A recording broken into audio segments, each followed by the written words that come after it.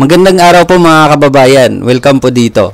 Ano nga ba ang kaibahan ng Shinong rice mill machine sa ibang traditional na makina o rice mill machine? Ano ang kaibahan or advantages ng makinang ito? Ito po ipapaliwanag ko sa inyo. Kadalasan po kasi dito sa atin sa Pilipinas, yung mga traditional na rice mill machine, single pass. Hindi ko po sinisiraan yung mga makinang yun ha. Yun po talaga ang traditional na mga rice mill machine dito sa Pilipinas. Mabilis po siya, malakas. Yung output nila ay aabot po ng 1,000 kilograms per hour. Yung isa, 1,500 kilograms per hour. So, mabilis po siya. Ang kaibahan lang doon is, yung mga bato ay hindi masiseparate at more broken rice. Yun po. Yun lang naman. Pero ang kaibahan dito sa Shinong rice mill machine, ang advantage dito, maliban sa gawa mula sa South Korea, matibay na, durable, good quality, pati na rin po ang output ng bigas. Una, 5-in-1 po ito. Hindi ito single pass. 5-in-1. Ibig sabihin, meron siyang 5 function. Una, impeller type. Yung impeller, hindi po tayo gumagamit ng rubber rolls. Ibig sabihin, dahil impeller po siya or impeller type, maiwasan po ang pagkakadurog ng bigas.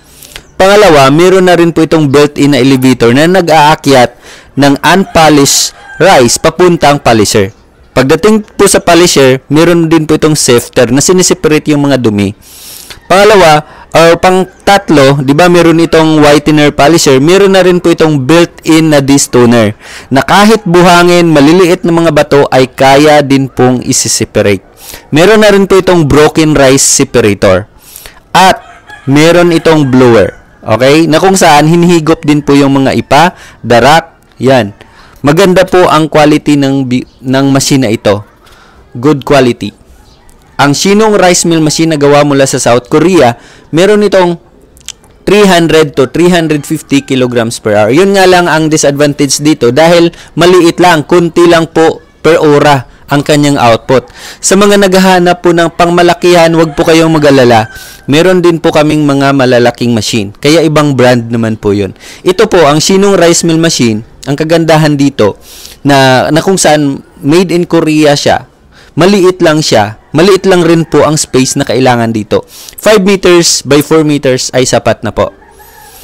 Kailangan nyo lang po magpakabit ng 60 ampere switch breaker dahil di kuryente po ito. Pero sa mga lugar na walang kuryente, walang electric cooperative doon, wag po kayong mag-alala. Pwede din po ito gamitan ng generator, at least 15 kVA. Kung mababa naman po ang supply ng inyong kuryente, for example, 220 volts ang supply ng kuryente ninyo, magpa-install kayo ng 15 kVA na transformer. Pero kung walang transformer, pwede rin po generator. Pero kung 220 volts lang naman po ang supply ng kuryente ninyo, hindi na po kailangan ng transformer. Ang kailangan nyo lang po ay magpakabit kayo ng 60 ampere switch breaker with size 10 or size 8 na wire at dalawang universal outlet na heavy duty at least tig 20 amperes each. Yan ho ang kailangan natin. So, kailangan lang po before delivery, before dumating ang machine sa inyo, kailangan na-install na po, ready na po ang kuryente ninyo. Ang sahig dapat level lang po, hindi babahain. Yun lang naman po at siyempre merong bubong para hindi siya maulanan at hindi mabasa ang makina natin. So, ito po, well-milled na po ang bigas. Kung kayo ho ay nagbabalak magnegosyo ng magbabuy and sell kayo ng palay and din binta nyo na bigas, this is a perfect opportunity to everyone. Malapit na anihan guys. Malapit na. Kaya, order na po kayo. Magpa-reserve na po kayo ng Shinong rice mill machine. Kasama po dito sa machine na ito, meron po itong kasamang palay pre-cleaner na made in South Korea din po. Sa set C natin is N300C na model. Ang advantage dito, mababa na lang po ang lagayan ng palay. Hindi na po kailangan magawa ng table or hagdanan. Mababa lang, nasa sahig na lang, banda ang lagayan ng sako-sako mga palay. Pangalawa is tipid ito sa kuryente dahil hindi po aabot ng 3.5 kilowatts.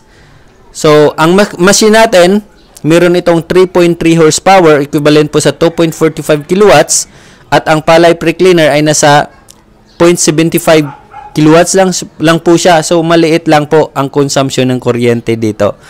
So, plug and play lang. Mabilis lang pong i-operate. Madali lang. Kahit babae, bata, pwedeng mag-operate dito. So, order na po kayo. Nagde-deliver po tayo kahit saan sa Pilipinas. Libre na po ang installation. Meron po kaming technician na pupunta sa inyo para mag-install, mag-demo, at mag-conduct ng training. Meron nga lang charge sa door-to-door delivery. Kung kayo ay taga Luzon area, hindi na tawid dagat, meron pa rin po charge sa door-to-door delivery. Pwede nga lang COD or cash on delivery ang payment. Basta hindi tawid dagat ha. Pero kung tawid dagat po, require lang po kami ng 10,000 pesos na down payment or reservation fee. Direct lang po kayo sa amin dito. Pwede po kayong tumawag or magpa-reserve na po para pagdating po ng stocks, pagdating po ng mga machine, deliver namin agad sa inyo. Order na po kayo. Tawag na sa contact number na ibinibigay ko po dito. God bless pa.